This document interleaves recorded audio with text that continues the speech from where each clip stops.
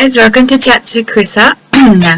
Don't mind me, I'm losing my voice a little, but we'll be right. So I didn't do my video yesterday because I had to get up to go to work real early yesterday morning, and by the time I got home I was just way too tired to do the video then, so I'm doing it today.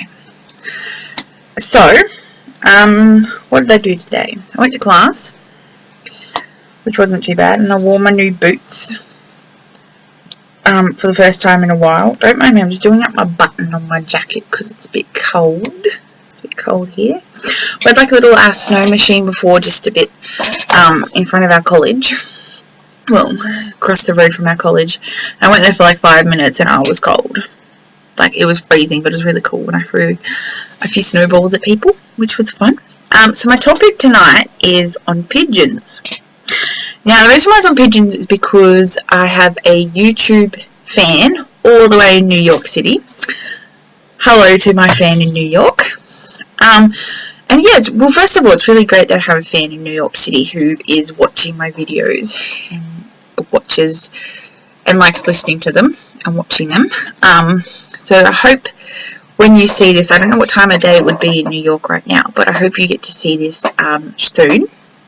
It's night time here in Australia, and they requested that I talk about pigeons. Now, I don't really know much about pigeons, except I don't really like them. I personally, in my opinion, think that they're a disgusting bird.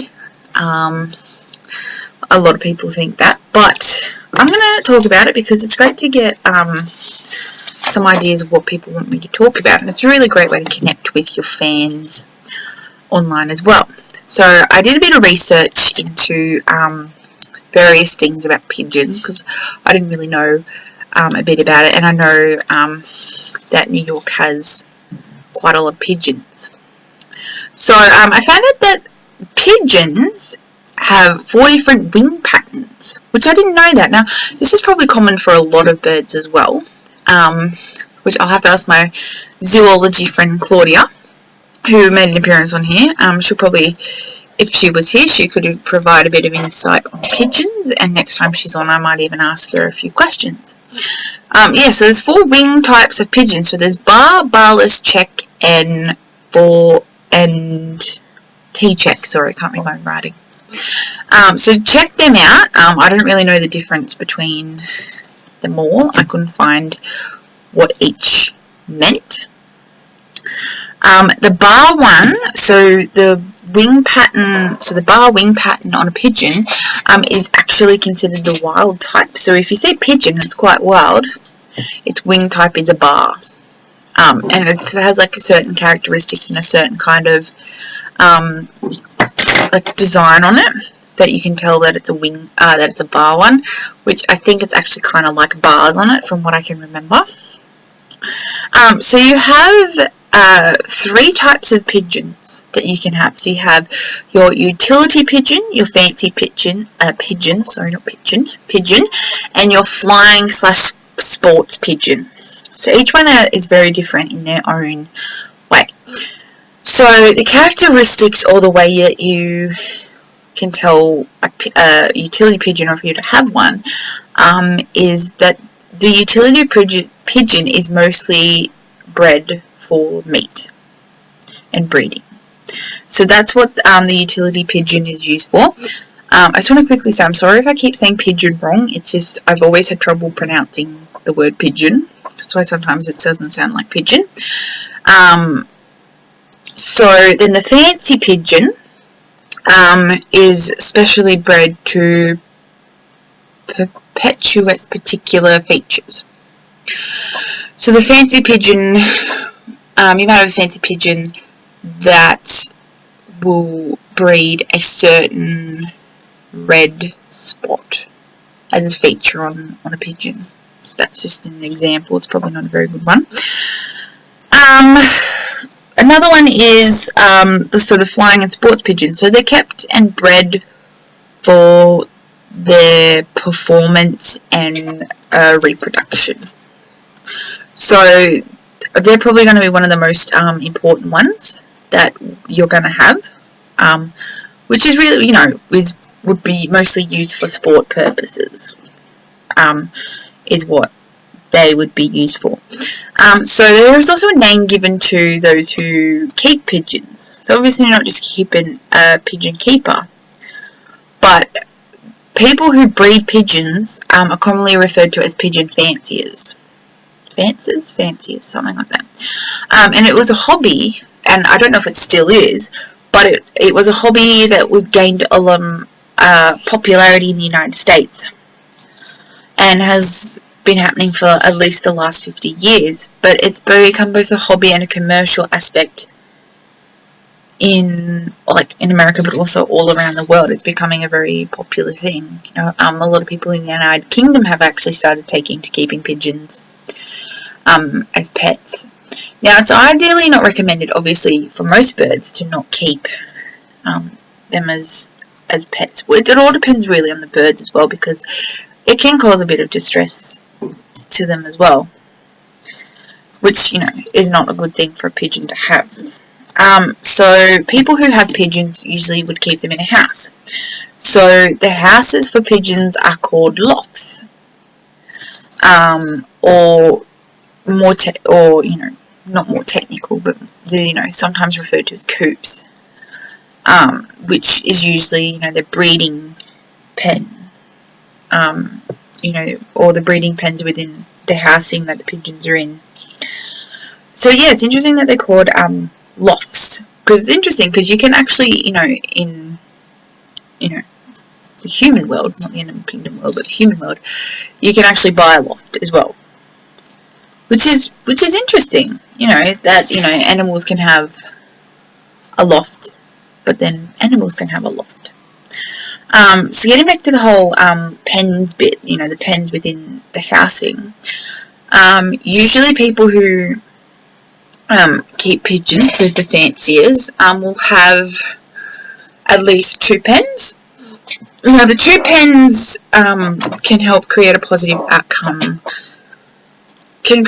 allows for positive outcomes for the pigeon keeper. And so one reason why they'd have 2 pens would be to be able to separate the male and female to control the breeding patterns, because you don't want to have or you might only want, say, like a few of your pigeons to breed. You might have, like, say 20 female pigeons and 20 male pigeons, but you might only want 10 of them to breed to begin with. So you'd separate the pigeons from each other to allow them 10 pigeons to breed. So it's interesting that there's 2 pens that you can use, and that they're used to control the breeding. The second one is to separate the young, so the unmated pigeons from the mated pigeons, which is interesting. To separate the young, because usually with animals, and this is just what I know, it's usually required that you don't separate the parent from the young, because it can be pretty bad for them. So extra pens, you can have 2 pens obviously, but extra pens, allow for the unmated females and males to replace, existing pigeons who might die or be taken by a predator. But if you're in a coop, sometimes, it's probably not possible that it can be taken by a predator. The interesting thing is that it's quite hard to determine the sex of a young pigeon. I don't know why this is, but it is apparently a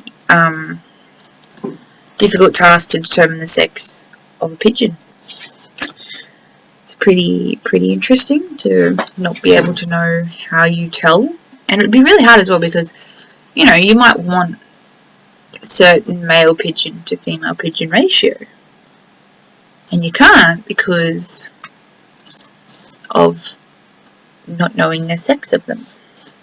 Now, there are obviously a few hazards to keeping pigeons, but one of them is keeping pigeons have actually found to lead to a condition called pigeon fancier's lung. So it's where the pigeon keeper, so the fancier's lung is an extrinsic has an extrinsic I can't pronounce that word, allergic reaction which resembles asthma. So it's quite a bad thing to have. So if you do have pigeons, or you're going to own pigeons, definitely be wary of that. And there would be a lot more severe cases of keeping pigeons. So definitely make sure. I don't know if you can check with someone. You probably could check with someone before keeping pigeons. You might not actually be physically fit to actually keep pigeons, which is very bad. But I actually found out something really interesting. There's actually some famous fanciers, actually some famous people who've kept pigeons or have had an interest in the pigeon sporting.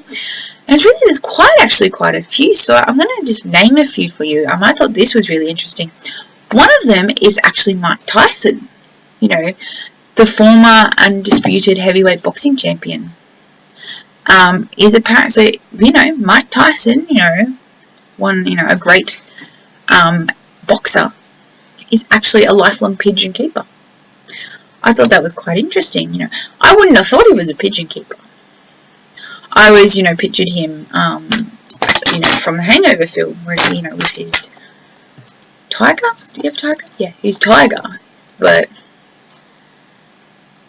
keeps pigeons, which I thought was interesting. Another one was Charles Darwin, which kind of actually doesn't quite surprise me because, he was an English naturalist. But the pigeons he kept were the fancy ones, and as I said, they were the ones that would breed particular features. And because he was all into, the whole, way that animals and nature and all that work. So obviously he would have had the fancy pigeons for observation studies, and studied the anatomical, anatomical study of their breeding. And it's quite interesting as well. Actor Yul Brynner. I don't know if I pronounced his name right. If you don't know him, he's from The King and I.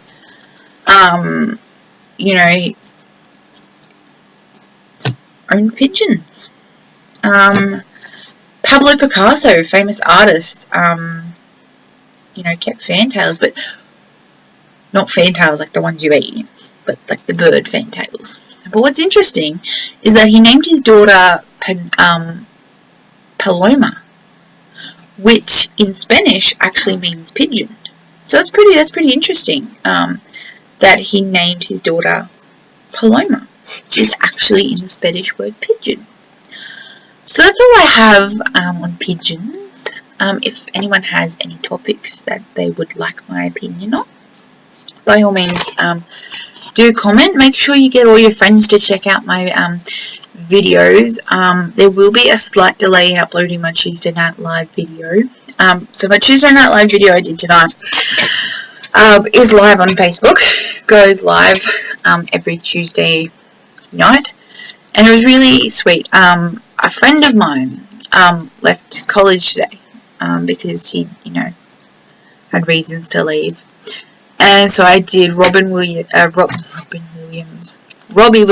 song Angels, and did it quite like a tribute kind of thing to him, and I thought that was really funny. So that'll go on YouTube probably tomorrow sometime, but yeah, definitely check it out. I'll try and put as many Tuesday Night Live ones on there. I may probably be doing another video tomorrow, as I have a few things to discuss. Also, get excited, all Australians within New South Wales and Queensland, because State of Origin's on tomorrow, so that's pretty exciting. I might even actually kind of give my opinion on the game, so it'll be interesting to figure out. My friend is actually a Queensland supporter, and she's like, I don't want to watch the game because Queensland will probably win. but I'm wearing my blue beanie for this one. Not only because it's my favourite beanie, but also because I am a blue supporter and I don't have a blues shirt. But it's going to be an interesting game. Hopefully New South Wales wins. Probably won't, because we've only really won once in like the last, I don't know how many years. But it was an exciting moment when we did win. And so I hope you all have a good evening or a good morning wherever you are watching this from. Definitely tell all your friends, family and anyone to check it out. Check out my Facebook page, Chats with Carissa. Definitely check me out on all forms of social media. If you can't find me, just find the hashtag Chats with Carissa, and you will find my profiles on there. So hope you all had a great evening. Hope you enjoyed learning a bit more about pigeons, because I learned a bit more about pigeons.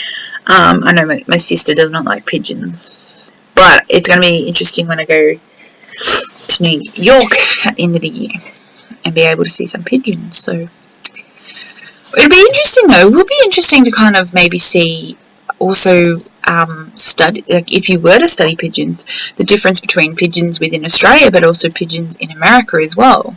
It would be quite interesting to see if they have any similar traits or anything like that. But I might ask my friend Claudia, who's the zoologist, because she might have a bit of an idea. So hope you all enjoyed watching, and thanks for tuning in.